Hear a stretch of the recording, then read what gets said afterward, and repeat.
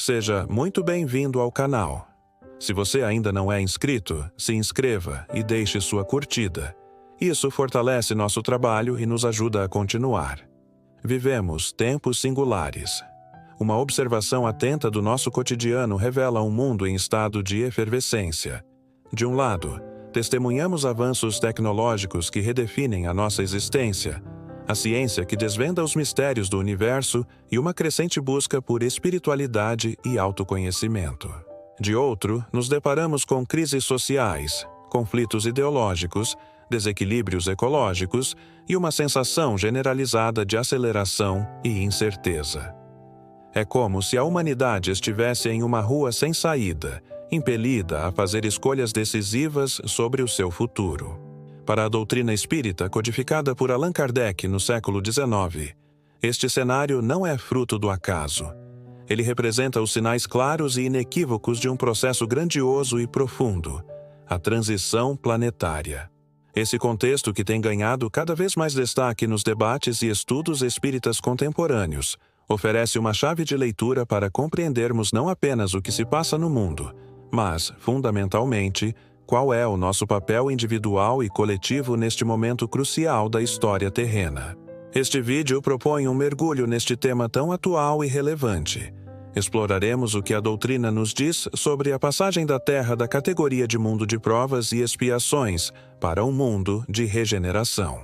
Analisaremos os sinais dessa transição em nosso dia a dia e, o mais importante, discutiremos a ferramenta mais poderosa que temos para navegar e contribuir positivamente para essa mudança: a reforma íntima.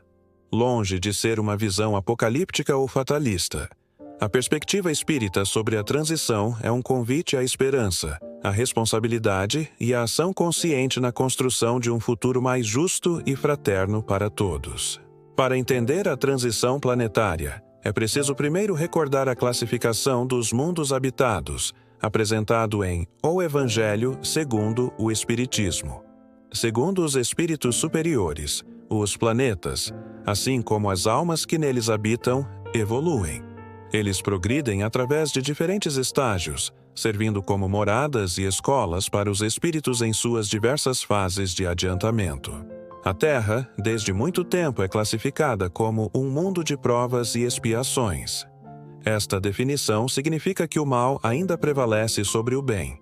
É um planeta-escola destinado a abrigar espíritos ainda imperfeitos, marcados pelo orgulho e pelo egoísmo.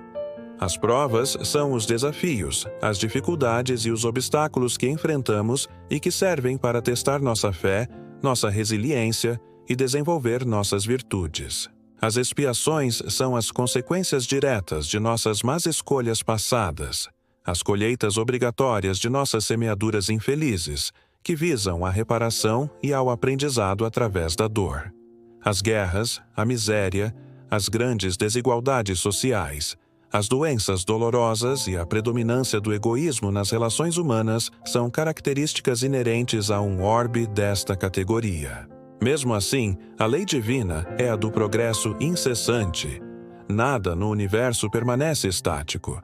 Assim como um aluno progride de uma série para outra, os planetas também ascendem na escala dos mundos. A Terra chegou ao seu ponto de inflexão. O acúmulo de conhecimento, as dores e aprendizados de milênios e a misericórdia divina determinaram que nosso orbe está pronto para dar o próximo passo. Este passo é a ascensão à categoria de mundo de regeneração. Um mundo de regeneração ainda não é um mundo feliz e perfeito, mas é um lugar onde o bem já predomina sobre o mal. Nele, os espíritos ainda precisam passar por provas para se fortalecerem, mas já não estão sujeitos às duras expiações coletivas e individuais que caracterizam nossa realidade atual. A base da sociedade em um mundo regenerado é a fraternidade. O orgulho e o egoísmo não mais ditam as regras, dando lugar à solidariedade, à justiça e ao amor ao próximo como fundamentos das relações. A transição, portanto, é este período intermediário, a ponte entre essas duas eras. É um tempo de depuração, de limpeza energética e moral do planeta. É um processo que não acontece da noite para o dia. mas que se desenrola ao longo de décadas e que, segundo diversas fontes espirituais, vive agora seu momento mais intenso e agudo. Um dos aspectos mais importantes deste processo é o que Jesus metaforicamente chamou de a separação do joio e do trigo. Conforme nos esclarece a doutrina espírita, isso não se refere a um julgamento final com castigos eternos, mas a uma lei natural de afinidade vibratória. Durante a transição, a frequência energética do planeta se eleva. Aqueles espíritos que, por seu livre-arbítrio, se recusam a acompanhar essa evolução, que persistem deliberadamente na prática do mal, no egoísmo e no ódio, não encontrarão mais condições vibratórias para reencarnar na Terra regenerada. Eles serão, por uma questão de sintonia, exilados ou transferidos para outros mundos compatíveis com seu grau evolutivo, planetas que ainda se encontram no estágio de provas e expiações. Lá, continuarão sua jornada de aprendizado, até que um dia, arrependidos e renovados, possam almejar mundos mais felizes. Este processo não é uma punição, mas um ato de amor e de ordem do universo. É como um aluno que, por não ter aprendido o conteúdo da série, precisa repeti-la em outra turma, enquanto seus colegas mais dedicados avançam. Ao mesmo tempo, a Terra se torna apta a receber espíritos mais adiantados, provenientes de outras esferas, que virão para auxiliar na consolidação da nova era. É por isso que vemos o mundo tão turbulento. As crises, a polarização, a exposição de escândalos de corrupção, a intolerância vindo à tona. Tudo isso são as dores do parto da nova Terra. É a febre do organismo planetário expelindo as toxinas morais acumuladas. O mal se torna mais visível e estridente justamente porque está em seus últimos momentos de domínio. Diante deste quadro grandioso, surge a pergunta inevitável: o que posso fazer? A resposta espírita é clara e direta. A sua parte mais crucial, o seu passaporte para a nova era, é a reforma íntima. A transição do planeta é, na verdade, a somatória da transição de cada um de nós. A nova Terra não será construída por anjos ou por decretos divinos que nos transformarão magicamente. Ela será erguida pelo esforço diário de cada indivíduo em se tornar uma pessoa melhor. Reforma íntima é o trabalho consciente de autoconhecimento e transformação moral. É a luta diária contra as nossas más inclinações, o orgulho, o egoísmo, a vaidade, a preguiça, a maledicência, o ciúme e o cultivo das virtudes ensinadas e exemplificadas por Jesus, a humildade, a caridade, a paciência, a indulgência, o perdão. Este é o trabalho mais difícil, mas também o mais libertador que existe. E ele se desdobra em 3 passos práticos e interligados. Não há mudança sem consciência. O primeiro passo é ter a coragem de olhar para o espelho da alma e se perguntar com sinceridade: quem sou eu? Quais são as minhas sombras? Quais são os gatilhos que me fazem perder a paciência? De onde vem minha ansiedade e meus medos? É preciso identificar o nosso inimigo interior principal. É o orgulho que nos impede de pedir perdão? É o egoísmo que nos faz pensar apenas em nós mesmos? É a crítica que envenena nossas palavras? A prática da prece e da meditação são ferramentas poderosas para silenciar o ruído exterior e ouvir a voz da consciência. O estudo do Evangelho de Jesus, especialmente através da prática do Evangelho no lar, ilumina nosso entendimento e nos oferece o modelo perfeito de conduta a seguir. Ao analisar nossas atitudes diárias à luz dos ensinamentos do Cristo, começamos a perceber claramente onde precisamos melhorar. Logo em seguida de reconhecemos nossas imperfeições, o próximo passo é ficar sempre atento, como Jesus disse: vigiai e orai. Vigiar os pensamentos? A mente é a fonte de tudo. É preciso criar o hábito de observar nossos pensamentos. Ao perceber um pensamento de pessimismo, de crítica ou de raiva, não devemos nos culpar, mas sim, conscientemente, substituí-lo por um pensamento de esperança, de compreensão ou de prece.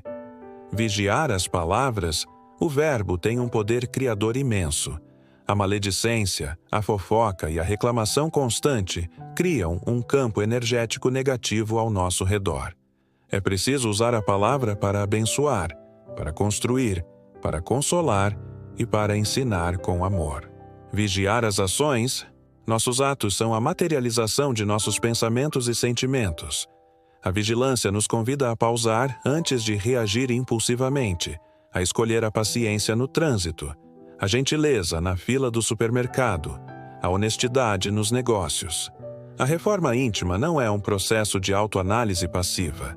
Ela se consolida e se efetiva na prática da caridade, no seu sentido mais amplo, como Allan Kardec a definiu: benevolência para com todos, indulgência para com as imperfeições dos outros, perdão das ofensas.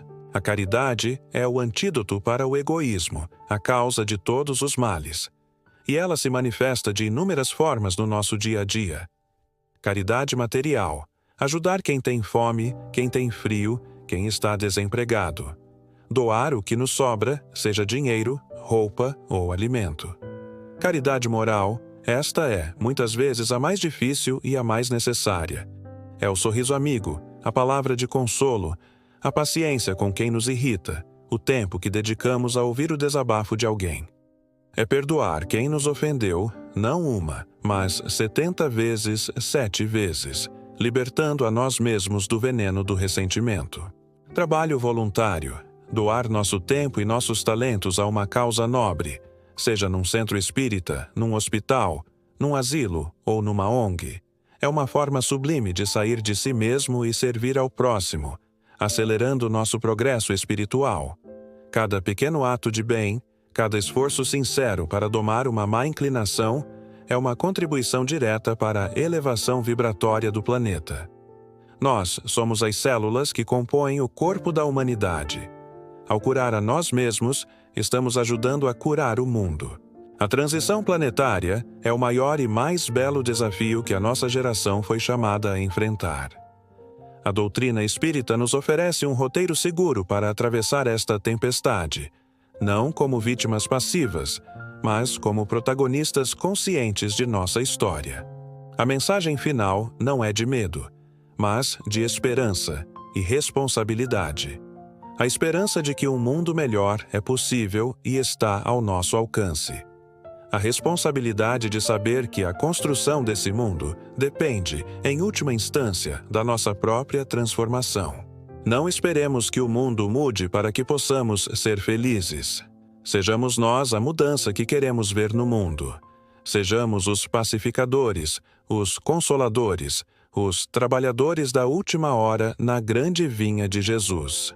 Que possamos, através do esforço diário em nossa reforma íntima, nos tornar dignos de habitar a nova terra, não por decreto, mas por merecimento, por sintonia de amor e de luz. O chamado foi feito.